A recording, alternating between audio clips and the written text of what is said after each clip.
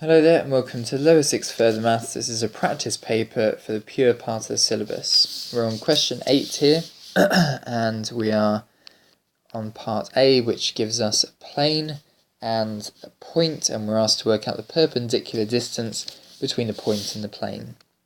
Now here we're just going to recall the formula that we learnt in lessons, and it looks something like this: n1 alpha plus n2 beta plus n3 gamma minus d all over this modulus of the n vector.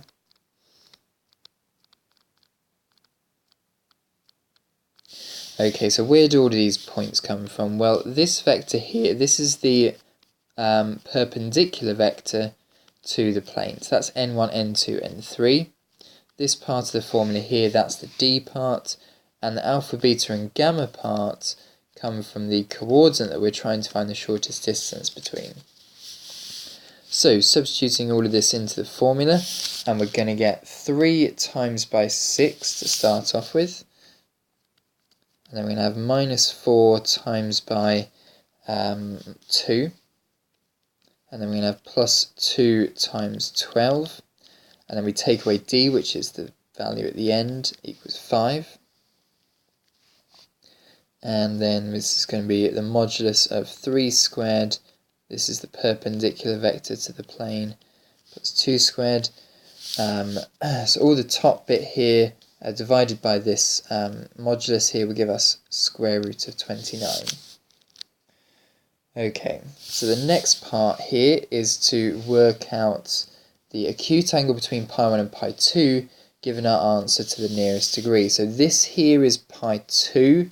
This here is pi 1, and the way we approach this question is we always, first it would be a good idea to draw out these planes. Now the perspective that I'm looking at these planes is I'm looking straight down them into one dimension so that I can see where they intersect.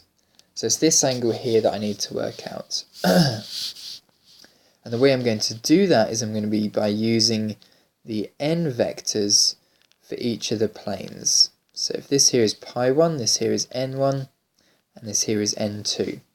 And I'm going to work out this alpha angle here first, and then just by looking at this quadrilateral here with 2 right angles, I'll need to do 180 minus alpha to get theta. So I'm going to use the scalar product rule to work out the angle between these two line vectors, and then do 180 minus it. I've got n1. n1 is 3 minus 4, 2. I haven't got n2 yet, so what I need to do for n2 is work it out. And the way that I work out a perpendicular vector from their direction vectors of the planes is by creating 2 or 3 actually simultaneous equations. And the x variable is going to be calculated from the first row on the vector. Effectively what we have here is a 0, 0, 0 plus, so we don't have any, our starting position is effectively the 0, 0, 0 point. So it'd be 0 plus 2 lambda plus mu. Our y1 is going to be from the middle cells in these vectors, so 1 lambda minus mu. And the z equation is going to be worked out from the bottom cells in this vector equation here, so minus 2 mu. Alright then, so the first thing I need to do is to rearrange these equations and substitute in lambdas and values. Eventually what I want to do with this is rearrange to eliminate lambda and mu, so I've just got an equation with x, y's and z's in. So lambda here first of all equals y minus mu, so no, plus mu because I add it to the side. So here x is going to equal 2y plus 3 mu, and then z is going to equal 5 lots of y plus 5 mu minus 2 mu. Okay, so that'll be 3 mu, and I've got 3 mu up there. So what I'll do is I'll rearrange the subject of this formula here, so 3 mu equals x minus 2y, and substitute it in to this equation here. So I'm going to get z equals 5y. This here in total is going to be 3 mu, so I'm going to get z equals 5y plus x minus 2y. So grouping all the terms onto the left hand side, I'm going to get 0 equals x minus, so plus 3y minus z. Okay, so this is my Cartesian equation for my plane. So effectively I could write this as r dot 1, 3 minus 1 equals 0 for this plane. So now I know n2. 1, 3 minus 1. So now I can do the dot product on these two equations here. So n1 dot n2 equals the modulus of n1 times the modulus of n2 times by cos theta. This is how we work out the angle between two lines.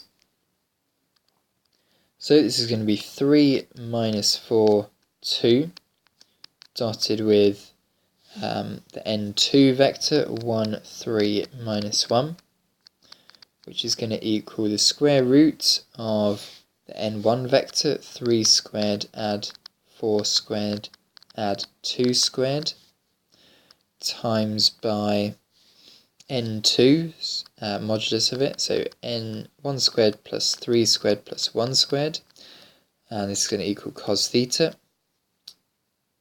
No, cos alpha, sorry, because I'm trying to work out this alpha angle up here.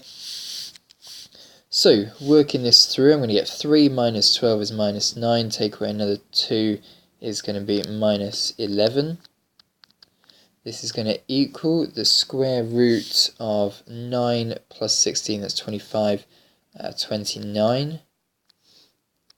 And this is going to be times by 9 plus 1 plus another 1, that's 11.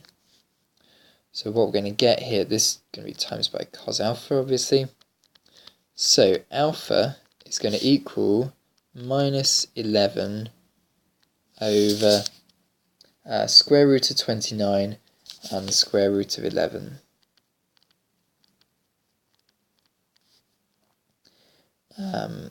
Cos minus 1 of it, sorry. And tapping that into your calculator, and you get 128 degrees. However, that's not the final answer. This is only alpha. This is only the angle between the two line vectors here, the two perpendicular vectors here. The angle between the two planes that we want to find out is therefore going to be 180 minus it.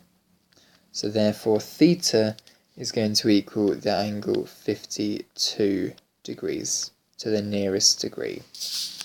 Okay, so that's question 8 complete, 8 marks for it.